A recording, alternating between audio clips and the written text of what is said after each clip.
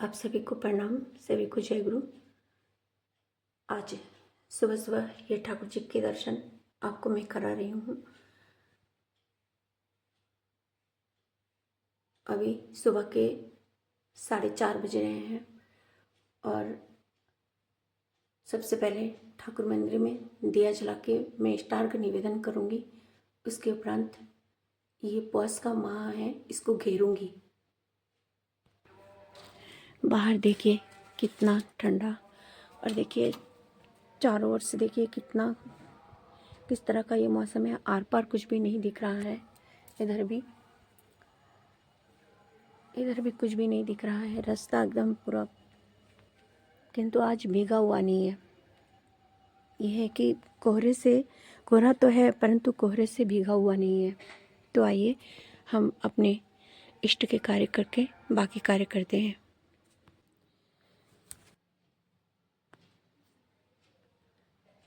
धूप दीप जलाने के बाद मंदिर में स्टार का निवेदन किया, स्वस्तानी अर्पण किया।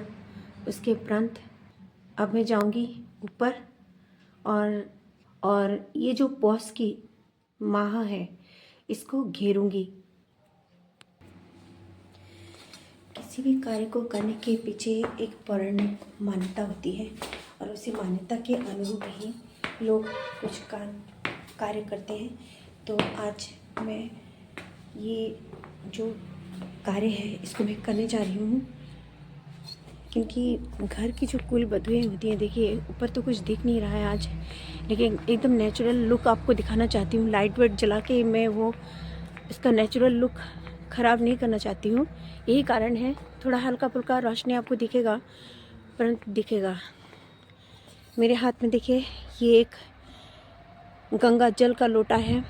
ठाकुर जी के शुभ पावन जल का ये लोटा है, और चूँकि गोबर से, पानी से जो है इस माह को घेरा जाता है, परंतु मैं इस माह को ठाकुर जी के पवित्र गंगा जल से घेरूंगी। देखिए मैं पानी डाल रही हूँ, चारों ओर से मैं पानी डाल रही हूँ और अपने इष्ट का नाम जप कर रही हूँ। गंगा जल का लोटा है और देखिए थोड़ा थोड़ा पानी आपको दिखेगा। ये मैं इससे अपने घर के आंगन को घेर रही हूँ। ऐसी मान्यता है कि घर की जो लक्ष्मियाँ होती है, कुल वधुएँ होती हैं, वो ये कार्य करती हैं अपने सास के साथ में, और अगर सास नहीं है तो उनके रिप्रेजेंट में किसी गुरुजन का आश्रय ले सकती हैं। गुरुजनों के अनुसार ये कार्य कर सकती हैं। चारों ओर से आपको देखिए एक ध्वनि सुनाई पड़ेगी। उल्लू की ध्वनि आ रही है, शंख की ध्वनि आ रही है। कुछ देर पहले उसको बंगला में काश बोलते हैं, उल्लू ध्वनि, काश की ध्वनि। ये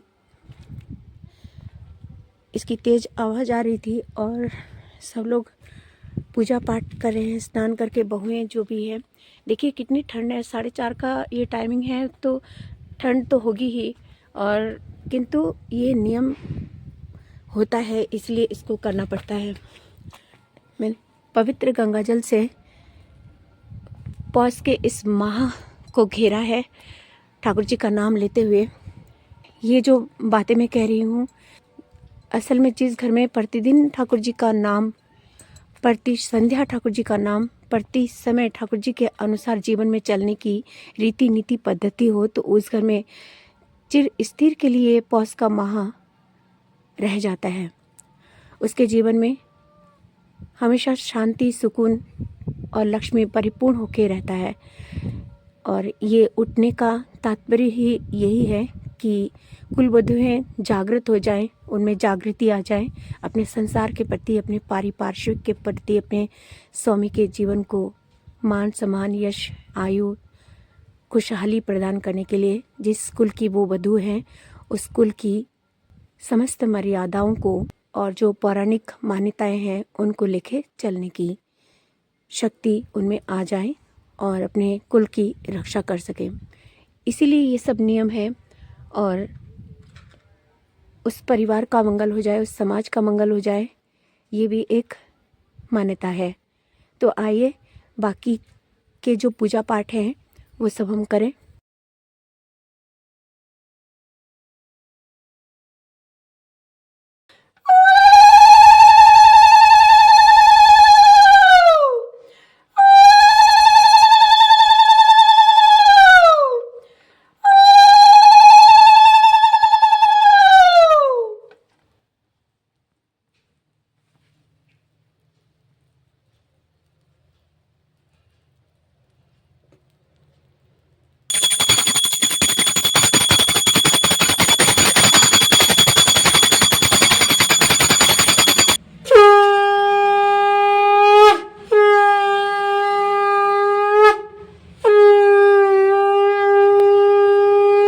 चावल के आटे से जो है यहाँ पे इस तरह का गोल घेरा बनाया जाता है और उसी के अंदर तेल और सिंदूर अर्पण किया जाता है माँ को। ऐसी मान्यता है कि धरती माँ को उस दिन इस तरह का सिंदूर और तेल चढ़ाया जाता है।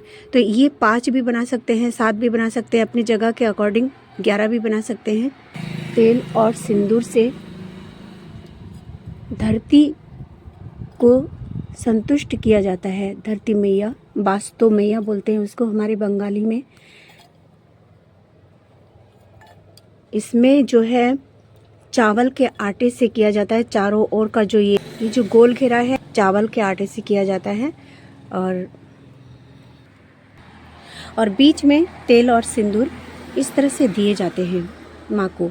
इस तरह से धरती माँ को शीतलता, शुद्धता, पवित्रता, भक्ति माताएं अर्पण करती हैं और तुलसी मैया का और धरती मैया का आशीर्वाद लेती हैं। इस तरह से तुलसी के थान पे मैंने सिंदूर और तेल से माँ को तृप्त किया है।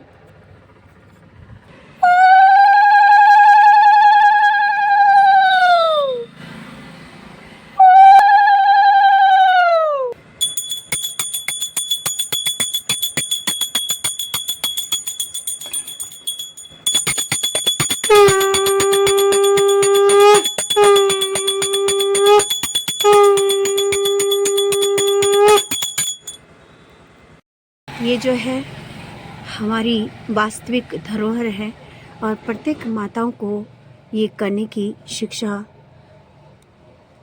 मायके में ही दी जाती है। और यदि किसी माँ को अपने मायके में ये संस्कार न मिले तो उनके ससुराल में ही उनके गुरुजनों से उनसे पूछ के ऐसे कार्य कर सकती हैं।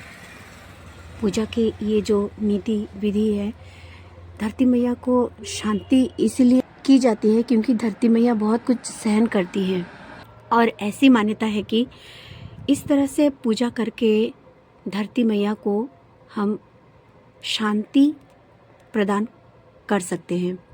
तो इसीलिए आज के दिन ब्रह्म मुहूर्त में उठ के ये नीति, नियम और पूजा का प्रावधान है।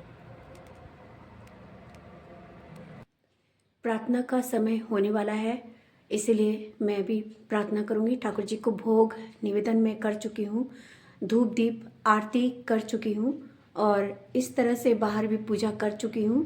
तो ठाकुर जी की कृपा से ये कार्य मैं कर सकी हूँ और ठाकुर जी की कृपा सदा मुझ पर बनी रहे, ये प्रार्थना ठाकुर जी के श्री चरणों में करती हूँ।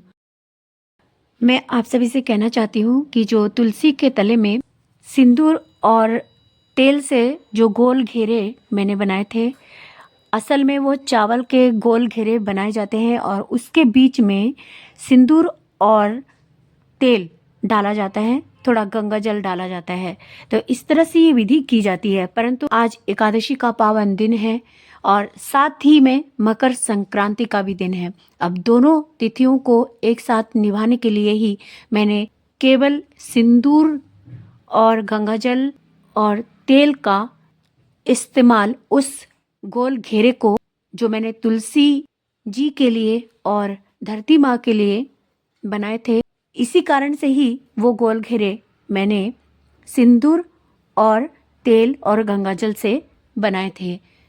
एकादशी के दिन में हम ना तो चावल का कोई चीज़ मंदिर में चढ़ा सकते हैं और ना ही चावल की कोई भी वस्तु किसी को दान की जाती है। इस दिन हम गुड़, तिल के लड्डू, जो तिल के विभिन्न प्रकार की मिठाइयाँ होती हैं, उन मिठाइयों को हम चढ़ाते हैं और इस तरह से पूजा की विधि की जाती है। तो मकर संक्रांति और एकादशी के इस पावन और शुभ अवसर पर आप सभी के लिए परमेश्वर के श्री चरणों में बहुत सारी मंगल प्रार्थनाएं करते हुए आज ही आप सभी से विदा लेना चाहूँगी।